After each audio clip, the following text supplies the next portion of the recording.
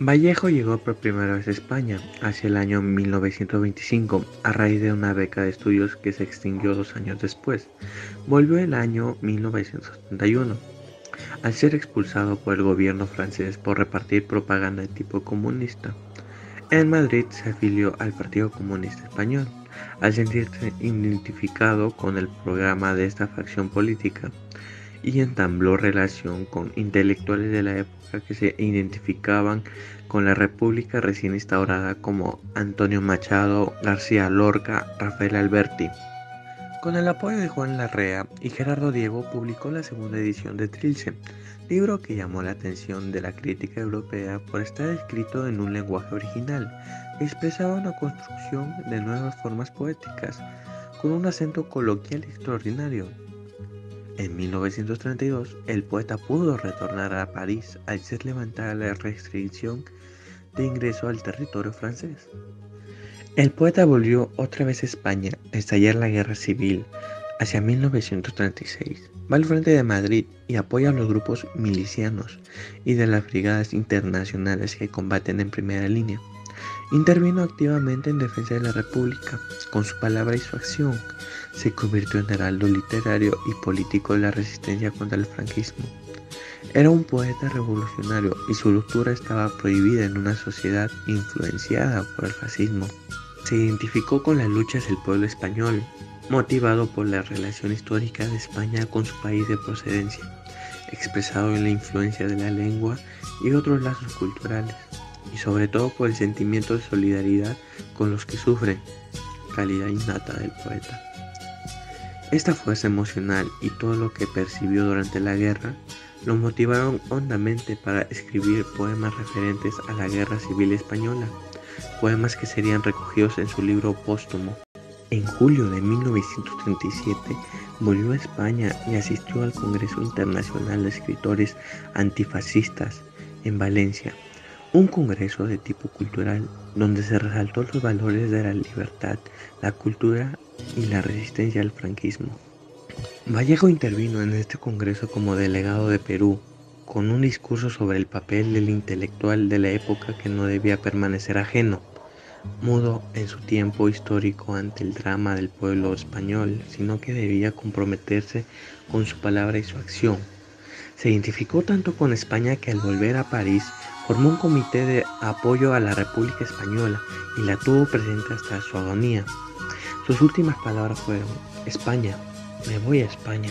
César Vallejo, destacado escritor y educador, se ha convertido en una figura emblemática en el ámbito literario y educativo. Su innovadora pluma literaria y su compromiso con la enseñanza han dejado una huella perdurable en la historia. A través de su obra y su labor docente, Vallejo pudo trascender los límites convencionales, explorando nuevos caminos y descubriendo un impacto significativo a quien no lo rodeaba. Según Fidel Rojas Luján, César Vallejo trabajó como preceptor en Ambo, Huánuco, entre mayo y diciembre de 1911.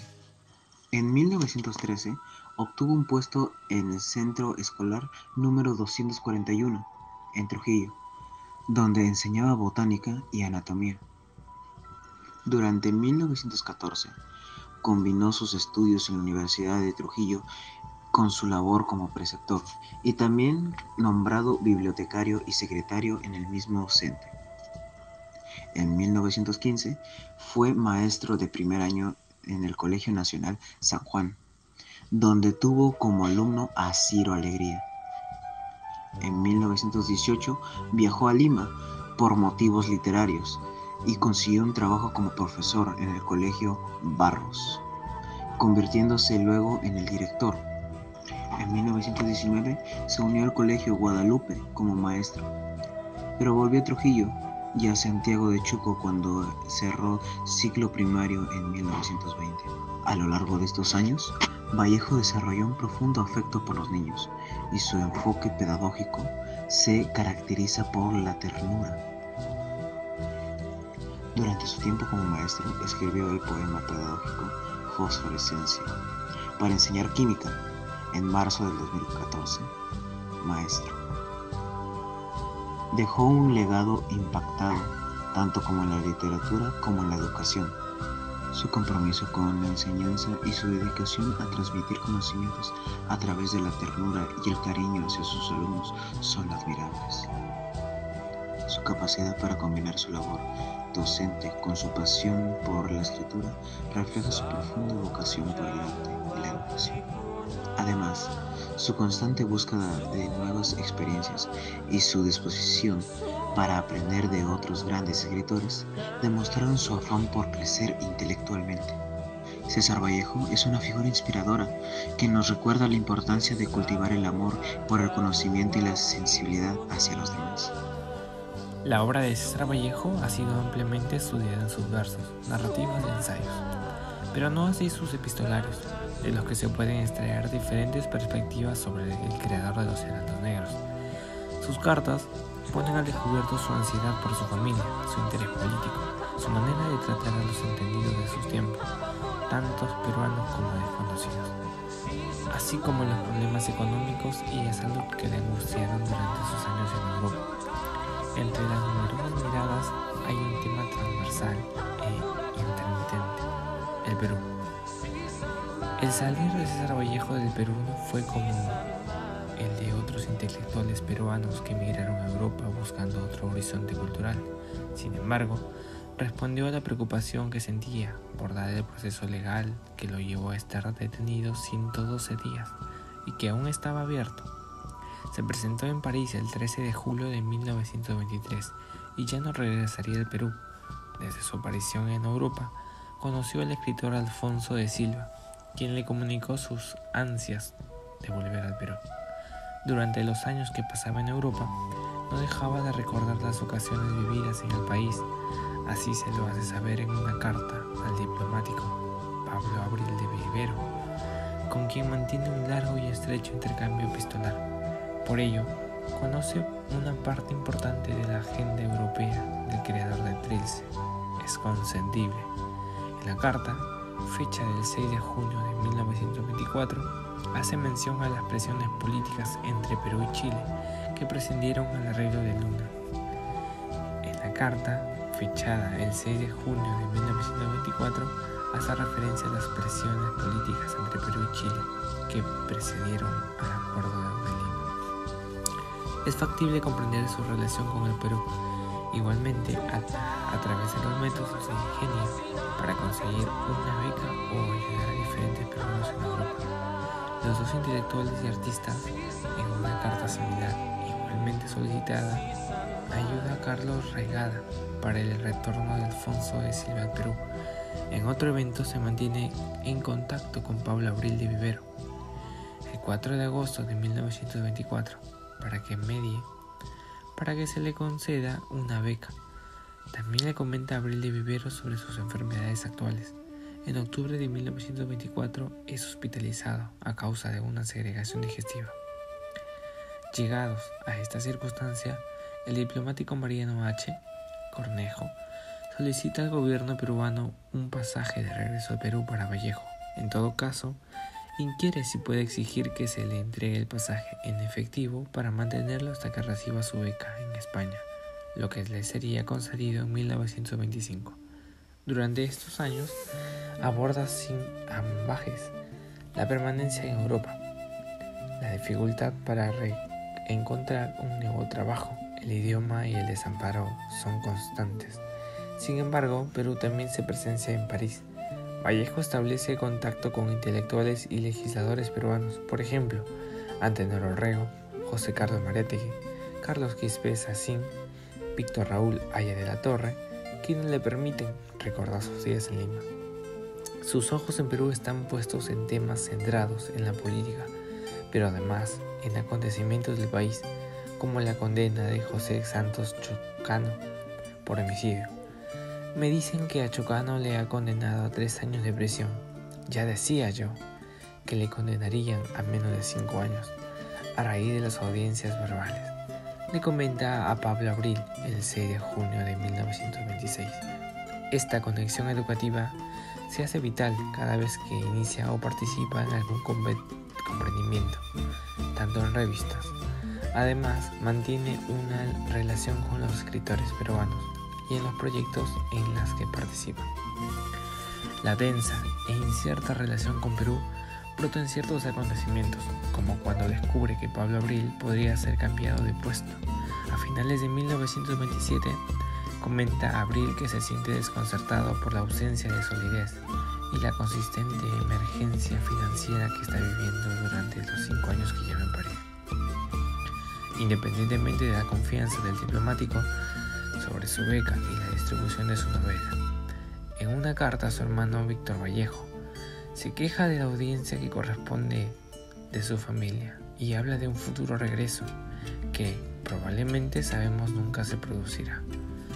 En gran parte de 1928, su contacto con Perú es la representable Abril de Vivero, quien relata la enfermedad que padeció, así como sus infortunios monetarios, la falta de celeridad del gobierno peruano para enviarle el pasaje que le necesitaba para salir del país y el mínimo gasto de sus esfuerzos conjuntos en la revista mundial, crearon tras un supuesto robo de su Mercia.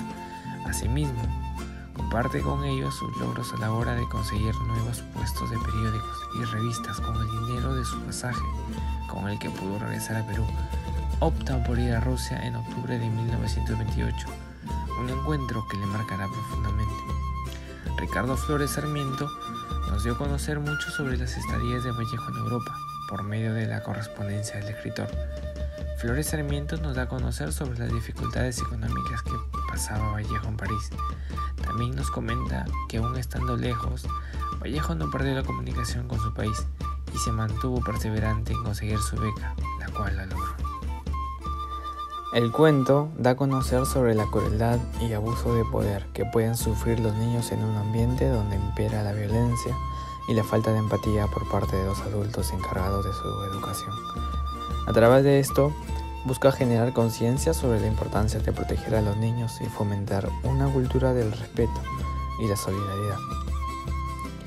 Según Alvarado, Paco Yunque es un cuento que relata a los siguientes personajes principales, los cuales tenemos a Paco Yunque y Humberto Grieve, y en personajes secundarios están Paco Fariña, Antonio Geldres, los hermanos Zúñiga, los alumnos del primer año, Dorian Grieve, el profesor y el director del colegio. Paco Yunque recibía acoso escolar por parte de sus compañeros y maestros. Los escenarios y empleados son el aula y el patio del colegio. A través de ellos se puede apreciar la discriminación, la crueldad y la injusticia. El escritor y poeta César Vallejo utiliza el tiempo pasado. El cuento es una crítica social a la discriminación y la crueldad que se manifiesta en la sociedad. A través de la historia del protagonista, el autor muestra cómo las personas sufren acoso y discriminación y cómo son marginadas y silenciadas por aquellos que tienen poder. Las acciones más importantes son la llegada de Paco Yunque con su humilde madre al colegio, la tardanza de Humberto Grieve a clases y no es castigado, el castigo injusto que le impuso el profesor al niño Antonio Geldres por llegar tarde a clases, los abusos de Humberto Grieve cometidos a Paco, el examen sobre los peces, el robo de la prueba de Paco Yunque por Humberto Grieve. El niño Humberto es declarado ganador absoluto de la prueba sobre los peces. Estamos de acuerdo con el análisis de Alvarado, ya que aún se sigue viendo actualmente esta problemática. Se considera también muy importante y valioso para entender la literatura y la sociedad. Alvarado nos muestra la gran importancia de ser empáticos y respetuosos con los demás, especialmente con aquellos que son marginados o discriminados. Lo relata, es muy cierto, por lo tanto estoy de acuerdo, ya que se ve aún en la actualidad que el bullying, el acoso y la discriminación y la injusticia se sigue viendo aún en las escuelas, lo cual deja un mensaje muy fuerte con una gran carga emocional. El cuento Paco Yunque fue escrito en 1931. La historia publicó en la casa del editor y fue escrita por la solicitud del Senado para su religión, para el marxismo. La idea de la historia del niño está relacionada con la historia de la fantasía y los niños poco realistas en ese momento. Por otro lado, se puede decir que Paco Yunque pertenece a una literatura realista proletaria y está lejos de ser una historia tradicional. Niños, y tenemos una historia de niños cuyas estrategias de motivación y expresión están asociadas con la ideología marxista. La historia de Paco Yunque fue solicitada por el editor semítico, el mismo editor que ya había publicado una novela anterior, y Vallejo acordó escribir esta historia con orientación comunista. La historia no está en la idealización de cómo era la historia del niño. Durante la era del Barcho, la historia del niño estaba relacionada con la fantasía, a diferencia de las historias tradicionales. Paco Yunque proporcionó un mundo donde la ley fue impuesta por un orden injusto. Y esta es una historia de que Paco Yunque es una historia vinculada a la estrategia de razón y expresión con la ideología del Marx. En conclusión, Paco Yunque nos brinda una enseñanza invaluable sobre la importancia de la equidad y la justicia en nuestra sociedad. A través de la historia, el joven Paco y su experiencia de opresión y discriminación somos confrontados con la realidad de las desigualdades sociales y los efectos negativos que tienen en la vida de la persona. Esta obra nos invita a reflexionar sobre la importancia de reconocer y combatir los abusos de poder, así como promover una cultura de igualdad y respeto. César Vallejo se caracterizó por ser un literario con arte comprometido, donde plasma acontecimientos sociales de su época. Asimismo, recordemos que era un hombre justo por el cual los derechos humanos primaban en él. Es así que, en respuesta al pedido de un cuento infantil por parte de un editor español, escribió Paco Yunque en Madrid en 1931, mostrando las diferentes clases sociales en una escuela en donde el bullying estaba muy marcado. Lo que Paco Yunque experimenta es la realidad socioeconómica existente. Paco Yunque se muestra vulnerable ante la opresión que sufre a manos de Humberto, sin tener la capacidad de alterar su situación debido a su dependencia económica con los Grieve. En el desarrollo de esta narrativa se lleva a cabo una crítica dirigida hacia la sociedad, la cual se refleja a través de los personajes y sus comportamientos. Humberto representa de manera ejemplar los problemas que suelen estar presentes en la clase alta. Por otro lado, Paco personifica la imagen de víctima inocente atrapada en un contexto social injusto. La exclusión y el hostigamiento escolar son los causantes principales de la tristeza que un niño experimenta al convertirse en víctima. A pesar de las dificultades, Paco exhibe su inteligencia y dedicación como un niño ejemplar. Debido a esto, el lector y espectador experimentan emociones que apoyan a Paco, al igual que sus amigos, mientras que rechazan a Humberto. En definitiva, Paco Yunque es uno de los cuentos más palpables de esta problemática, en donde podemos ver y darnos cuenta de la realidad del bullying escolar, poniéndonos en la posición de ambas clases sociales por el comportamiento de los personajes en la trama del cuento. Asimismo, podemos reflexionar acerca de esta problemática frecuente en la sociedad, pues a pesar de los años sigue inmersa entre nosotros. Mi opinión acerca del bullying escolar en el cuento Paco Yunque es que gracias a este ejemplar muchas personas pueden captar el mensaje positivo para la sociedad de tal manera que vayan erradicando este tipo de situaciones en las escuelas y demás lugares. Por otro lado, este cuento también aporta como inspiración para nuestros escritores como una crítica literaria marxista. Debo además hacer énfasis en lo que César Vallejo trata de enunciar en base a este cuento y lo que narra en él. La idea que engloba el mensaje es de una pirámide de poder en la sociedad, donde el más fuerte o con más poder es el que lidera y donde personas con bajos recursos y o con escasos privilegios son subordinados en la sociedad. Es por ello que si analizamos los comportamientos de cada uno de los personajes, podemos evidenciar la sumisión ante la familia Grieve, corroborando el contexto de una pirámide en la sociedad y que hoy si traemos y comparamos con la realidad actual, esto sigue siendo un constante suceso injusto.